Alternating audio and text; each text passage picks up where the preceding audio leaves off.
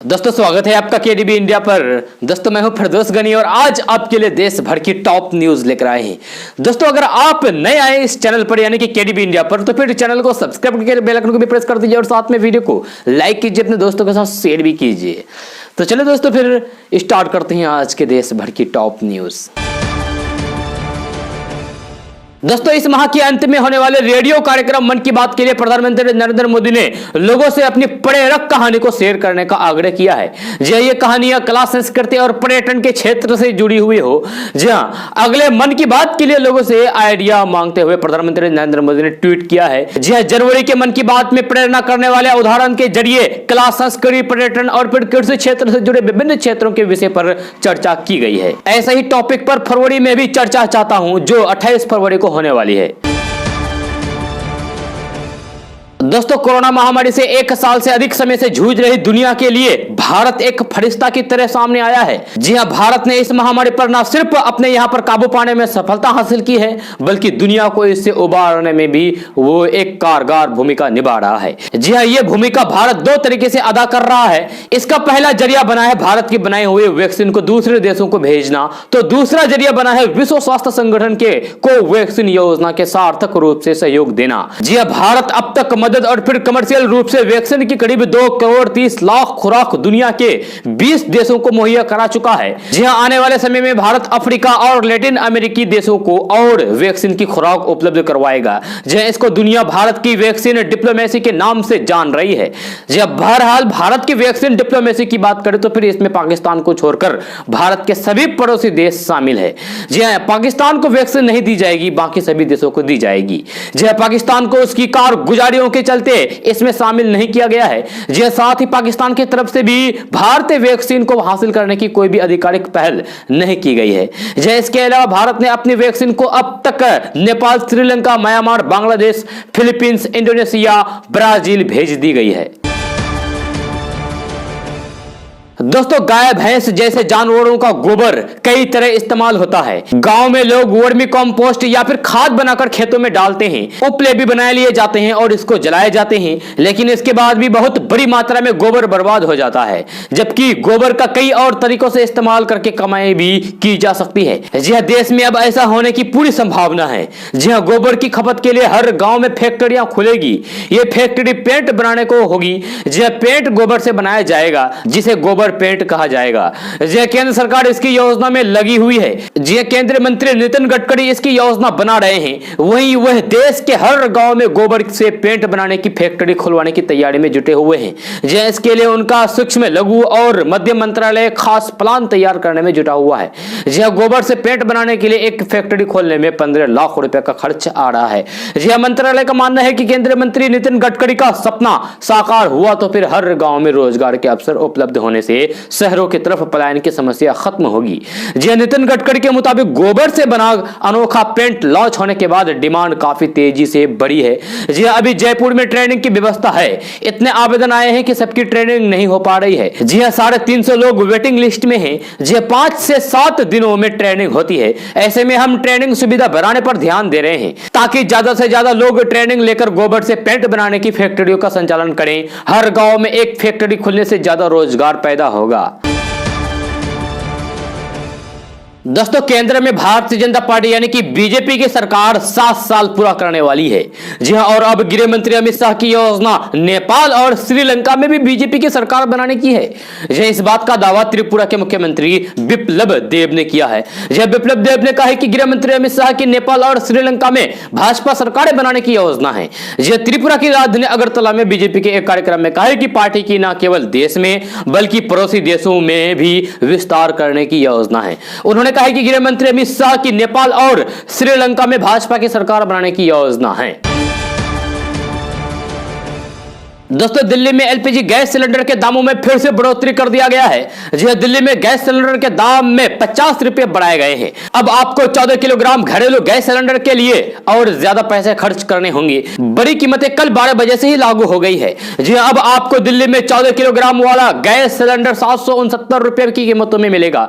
जी फरवरी 2021 में दूसरी बार LPG gas cylinder की कीमतों में बढ़ोतरी की गई है। 14 किलो के घरेलू एलपीजी गैस इस्तेमाल में आने वाले सिलेंडर का नया दाम रुपया होगा। जी हाँ, राष्ट्रीय राजधानी दिल्ली में एक सिलेंडर की कीमत अब 719 रुपए से बढ़कर 769 रुपए हो गई है। जी हाँ, बिना सब्सिडी वाले सिलेंडर की कीमतों में ये इजाफा हुआ है। रसोई गैस के दाम बढ़ने से आम लोगों को बड़ा झटका लगा है। यह समाचार एजेंसी ANI ने इसकी पूरी जानकारी दी है। दोस्तों, डीजल की बढ़ती कीमतों को लेकर विरोध करते हुए ट्रांसपोर्टरों ने हड़ताल पर जाने की चेतावनी दे डाली। जी हां, ट्रांसपोर्टरों के शीर्ष संगठन all India motor transport Congress यानी कि AIMTC ने कहा है कि डीजल की कीमतें लगातार बढ़ रही है। इसके अलावा ब्याज दरें, ई-वे बिल से संबंधित कई बातों और वाहनों को कबाड़ करने की मौजूदा नीति आदि पर AIMTC की संचालन परिषद में चर्चा की गई। जी हां, AIMTC लगभग 95 लाख ट्रक ड्राइवर और लगभग 50 लाख बसों और पर्यटक ऑपरेटरों का प्रतिनिधित्व करने का दावा करता है। जो उन्होंने कहा है कि अगर सरकार हमारी बात नहीं मानी तो फिर हम धरना प्रदर्शन करेंगे। दोस्तों, हाल के दिनों में लगातार कुछ दिनों के अंतराल पर लगातार भूकंप आ रहे हैं। जी हां, 4-5 दिन पहले तजाकिस्तान में आए शक्तिशाली भूकंप के झटके दिल्ली NCR समेत उत्तर भारत के अनेक हिस्सों में महसूस किए गए थे। जी हां, राष्ट्रीय भूकंप विज्ञान केंद्र के मुताबिक इसकी तीव्रता 6.3 मापी गई थी। जी हां, 12 फरवरी की रात भूकंप के 2 झटके से पंजाब हरियाणा के लोग तो सहम ही गए। जी हां, कई इलाकों में लोग घरों से बाहर निकल आए थे। जी हां, आपने गौर किया होगा कि कुछ सालों पहले तक भूकंप के इतने झटके महसूस नहीं किए जाते थे, या यूं कहें कि पहले भूकंप कम ही आते थे। लेकिन हाल के कुछ महीनों में भूकंप के झटके कम से कम समय के अंतराल में पर लगातार महसूस किए जा रहे हैं। यह दिल्ली NCR समेत उत्तर भारत में तो हाल के कुछ महीनों में कई झटके महसूस किए गए हैं। गनीमत रही कि अब तक जान माल के नुकसान की खबर नहीं आई है। तो चलिए आपको बताते हैं कि आखिर भूकंप क्यों आता है। जी हां, दरअसल पृथ्वी कई लेयर में बटी होती है और जमीन के नीचे कई चरण की प्लेट होती है। ये प्लेट आपस में फंसती रहती है, लेकिन कभी कभी ये प्लेट खिसक भी जाती है, जिस वजह से भूकंप आता है। जी हां, कई बार इससे ज्यादा कंपन हो जाता है। जी हां, और इसकी तीव्रता बढ़ जाती है। इससे धरती पर कई जलजले भी आ चुके हैं। जी हां, भारत में भूकंप पृथ्वी के भीतर की परतों में होने वाले भौगोलिक हलचल के आधार पर कुछ जोन निर्धारित किए गए हैं और कुछ जगह ये ज्यादा होती है तो कुछ जगह कम। इन संभावनाओं के आधार पर भारत को 5 जोन में बांटा गया है, जो बताता है कि भारत में कहां सबसे ज्यादा भूकंप आने का खतरा रहता है। जहां इसमें जोन 5 में सबसे ज्यादा भूकंप आने की संभावना रहती है और 4 में उससे कम, 3 उससे भी कम। तो चलिए आपको बताते हैं कि दिल्ली NCR और फिर उत्तर भारत में सबसे ज्यादा भूकंप क्यों आते हैं। जी दरअसल दिल्ली NCR का इलाका सिस्मिक जोन 4 में आता है और यही वजह है कि उत्तर भारत के इस क्षेत्र में सिस्मिक गतिविधियां तेज रहती है। इसका मतलब यह है कि उत्तर भारत में दिल्ली और आसपास के क्षेत्र में ज्यादा भूकंप आते हैं। कई एक्सपर्ट का कहना है कि हिमालय के पास वाले राज्य जो भारत और फिर यूरेशिया जैसी टेक्टोनिक प्लेटों के मिलने से बने हैं, जहां वहां भूकंप का ज्यादा खतरा बना रहता है। वैज्ञानिक प्रयासों से भूकंप के प्रभाव को कम करने के लिए केंद्र सरकार ने दिल्ली क्षेत्र की जमीन के नीचे की मिट्टी की जांच कराकर यह पता किया है कि इसके कौन से क्षेत्र में सबसे ज्यादा संवेदनशील है। जी हां, भारत में जोन 5 में हिमालय का केंद्र, कश्मीर और कच्छ का रण क्षेत्र आता है, जबकि जोन 4 में दिल्ली, जम्मू कश्मीर और महाराष्ट्र के इलाके शामिल है। वहीं जोन 3 को मॉडरेट डैमेज रिस्क जोन कहते हैं। इस जोन में मुंबई, कोलकाता, चेन्नई और बेंगलुरु जैसे शहर आते हैं। आपको बता दूं कि 0 से 1.9 केवल सिज्मोग्राफ से पता चलता है, लोगों को महसूस ही नहीं होता है। जी हां, 2 से 2.9 इस स्थिति में हल्का कंपन महसूस होता है। 3 से 3.9 इस स्थिति में थोड़ा तेज कंपन महसूस होता है। 4 से 4.9 खिड़कियों के कांच भी टूट सकते हैं। 5 से 5.9 फर्नीचर हिल सकते हैं, पंखा वगैरह तेज हिलते दिखते हैं। जो 6 से 6.9 बिल्डिंग की नींव भी दरक सकती है और ऊपरी मंजिलों के भवन को नुकसान हो सकता है। जो 7 से 7.9 इस स्थिति में इमारतें गिर सकती है। जहां जमीन के अंदर बिछे पाइपलाइन भी फट जाते हैं। 8 से 8.9 बिल्डिंग के साथ ही बड़े पुल भी तबाह हो जाते हैं। जहां सुनामी का खतरा रहता है। 9 और उससे अधिक इस स्थिति में तबाही का मंजर दिखता है, जैसे गुजरात, नेपाल आदि देशों में दिख चुका है। तो चलिए आपको बताते हैं कि भूकंप आने पर क्या करना चाहिए, क्या नहीं करना चाहिए। तो आमतौर पर हमने देखा है कि लोगों को जानकारी ना होने की वजह से कई बार भारी जान माल की हानि उठानी पड़ती है।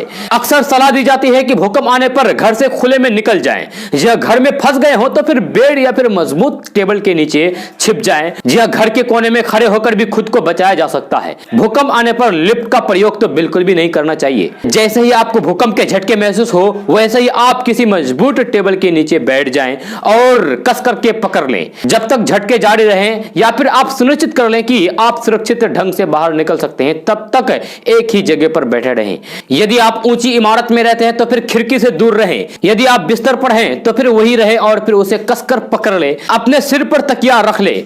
यदि आप बाहर हैं तो फिर किसी खाली स्थान पर चले जाएं, यानी कि बिल्डिंग, मकान, पेड़, बिजली के खंभों से दूर रहें। यदि आप कार चला रहे हैं तो फिर कार धीमी करें और फिर एक खाली स्थान पर ले जाकर पार्क कर ले, यानी कि रोक दे। तब तक कार में बैठे रहें जब तक झटके खत्म नहीं हो जाए। अगर आप बाहर सड़क पर या फिर बाजार में हो तो फिर पास में मैदान या फिर खुली जगह में पहुंच जाएं, वहां पर नहीं रहें।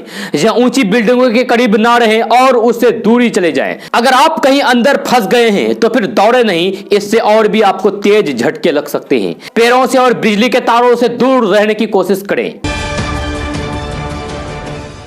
दोस्तों, भारत सरकार ने एक सर्वे किया है और इस सर्वे में बताया गया है कि भारत में कौन से धर्म के कितने लोग जेलों में बंद हैं, कैदी की तरह। कौन से धर्म के कितने लोग देश के जेल में बंद हैं, हिंदू मुस्लिम समेत सभी के आंकड़े सामने आ गए हैं।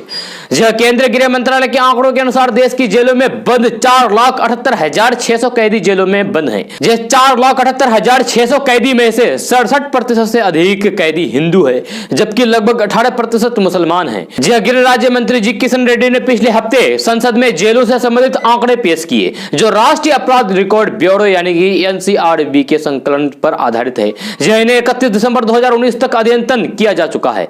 आंकड़ों के अनुसार जेलों में बंद कैदियों में 3,21,155 यानी कि 67.10% हिंदू है, 85,307 यानी कि 17.82% मुसलमान है, 18,001 यानी कि 3.67% सिख है, 13,782 कैदी यानी कि 2.87% ईसाई है और 3,557 यानी कि 0.74% अन्य थे।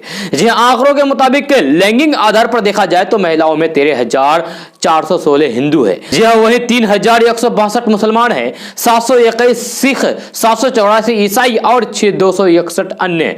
राज्य के और फिर केंद्र शासित प्रदेशों के लिहाज से उत्तर प्रदेश में सबसे अधिक 72,512 हिंदू और 27,459 मुसलमान कैदी जेलों में बंद थे। पंजाब में सबसे अधिक 12,778 सिख, 1640 ईसाई और 915 अन्य जेलों में कैद है।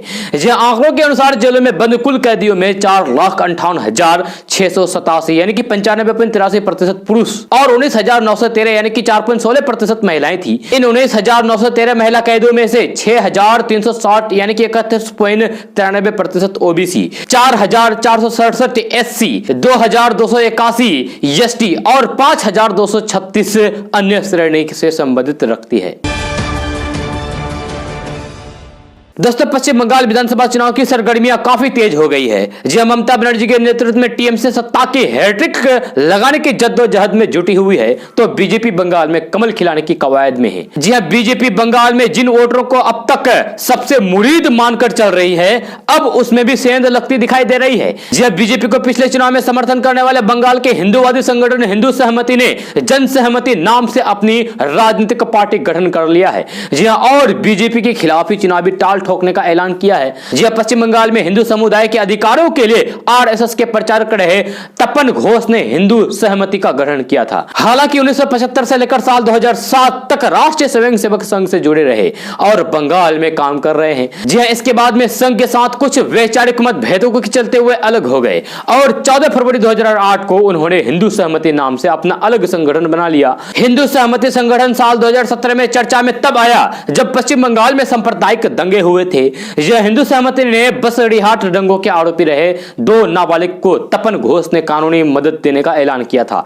इतना ही नहीं, साल 2017 में ही बंगाल में हुए सांप्रदायिक दंगों के कैलेंडर जारी किए थे। इसके अलावा हिंदूवादी संगठन हिंदू सहमति ने 14 फरवरी 2017 को एक कार्यक्रम आयोजित किया था। दोस्तों, आम आदमी को पिछले 24 घंटे के भीतर तीसरा झटका लगा है। रविवार की रात को एलपीजी गैस की कीमतें 50 रुपए की बढ़ोतरी हुई थी। आज सुबह लगातार 8वें दिन पेट्रोल डीजल की कीमतों में उछाल आया है, जिससे ये 100 के आंकड़े पहुंच चुका है। अब जनवरी महीने में थोक महंगाई दर में उछाल आया है। जनवरी महीने के लिए थोक महंगाई दर का डेटा आ गया है। जनवरी महीने में थोक महंगाई दर 2.3% रही है। दिसंबर महीने में थोक महंगाई दर 1.22% रही थी। थोक महंगाई की बात बात करें तो ये 1 साल के उच्चतम स्तर पर है, जो सबसे अधिक महंगा हुआ है। इससे पहले फरवरी 2020 को थोक महंगाई दर 2.26% थी, जो जनवरी के मुकाबले ज्यादा है। जी जनवरी महीने के लिए थोक कोर इन्फ्लेशन रेट 5.2% है, जो दिसंबर के महीने में ये 4.1% था। जी इस तरीके से कोर इन्फ्लेशन रेट में भी तेजी आई है। इससे पहले जनवरी महीने के लिए खुदरा महंगाई का डेटा जारी किया गया था। जी जनवरी महीने में खुदरा महंगाई दर 16 महीने के न्यूनतम स्तर पर पहुंच गई। जी जनवरी महीने के लिए खुदरा महंगाई दर 4.6% है। जी दिसंबर महीने में खुदरा महंगाई दर 4.59% रही थी। दोस्तों आज का न्यूज़ बस ये था। कैसा लगा जरूर अपना सुझाव दीजिएगा नीचे कमेंट बॉक्स में कमेंट करके। अगर आप नए आए इस चैनल पर तो फिर चैनल को सब्सक्राइब करके बेल आइकन को भी प्रेस कर दीजिए और साथ में वीडियो को लाइक कीजिए, अपने दोस्तों के साथ शेयर भी कीजिए। तो चलो दोस्तों फिर मिलते हैं अगली वीडियो में। जय हिंद, जय बिहार।